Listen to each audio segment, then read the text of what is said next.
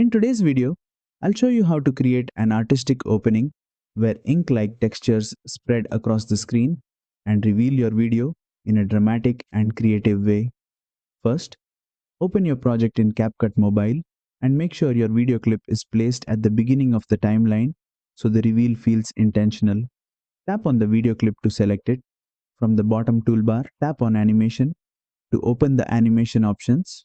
Next, switch to the In tab. This section controls how your video appears at the start.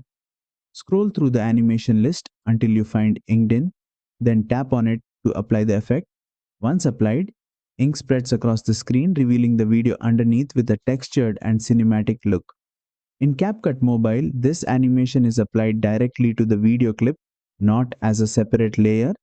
Use the duration slider to control how fast the ink spreads. Shorter duration makes the reveal bold and energetic. Longer duration slows it down, adding depth and atmosphere. Preview the animation and adjust the timing so the ink flow feels natural. And that's it. You've successfully added an inked in reveal animation in CapCut Mobile. If this tutorial helped you, don't forget to like, share, and subscribe for more CapCut Mobile animation tutorials.